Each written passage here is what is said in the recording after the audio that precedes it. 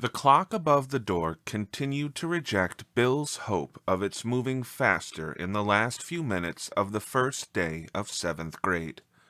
His caramel olive eyes were in clock-gazing mode. The language arts teacher, Mr. Dogson, clarified Bill's only response in class. So, wait, you're saying that all you want to do in life is sleep, Bill? Bill nodded. Once freed and home, Bill had a brief conversation with Dad about how fine school was before trudging up the stairs to his favorite place, his bedroom. He tossed the empty backpack among the mountains of filthy clothes in front of his closet, hurled himself onto his bed, pounded the pillows, and closed his eyes. Nearly an hour later, Bill opened his eyes in time to see the grubby little left hand of his little brother, Ben, ready to grab at him. Bill casually pushed Ben off the edge of the bed. Before Ben could get him grounded again for 3 weeks, Bill announced, "I'm coming, loser," and dragged himself to the previously promised game of horseshoes in the backyard.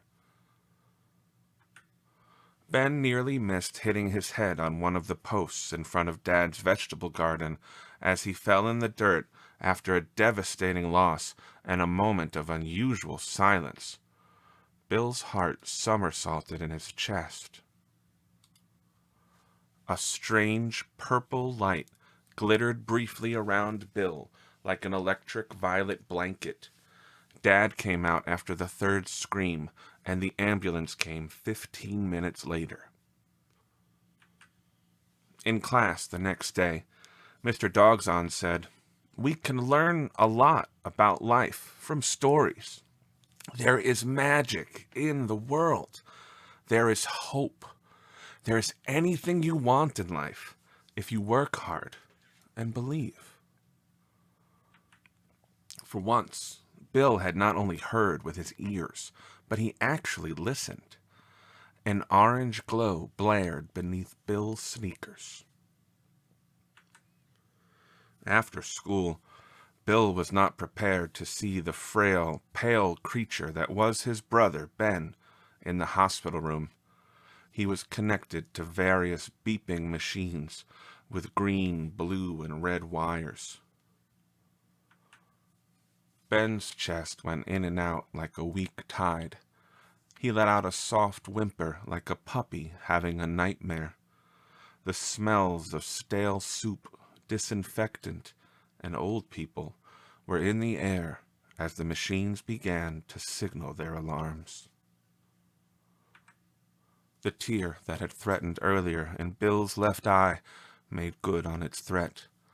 As Bill began to cry, the ceiling above them erupted into a kaleidoscope of colors. Brilliant orange flashes intersected with royal blue explosions. Ben's body was bathed in color. A strange, ancient voice said, "Waiting for you, we have been." Bill's head whirled around the room, searching for the source of the odd sounds. His eyes settled on a bizarre creature with chocolate lime piercing eyes and a peculiar skull that nearly hit the ceiling, wearing a cloak. "Traveled very far and waited very long for you, Earth Bill. It is time for you to be what you must. We, of the ones who care, must do our jobs. When we care, our strength flows out in colors," the stranger said. Bill stared in silence. The visitor cried out, "Save the world, Earth Bill! Only when we care can we do greatness!" The room flickered crimson, then quaked from the force of the creature's voice. The Ancient One concluded, "Master your power. The time will come for me to return. Then the real battle begins. Much work to do, Earth Bill. be the hero. The room blazed back into reality. The alarms blared, then ceased. Bill? A feeble voice murmured. Ben's eyes widened as Bill suddenly scooped his little brother up into his arms in a tight embrace. "Why are you being so weird?" Ben asked. "Just shut up, loser," Bill replied. At the end of Mr. Dogson's class the next day, Bill stood up to leave the class last.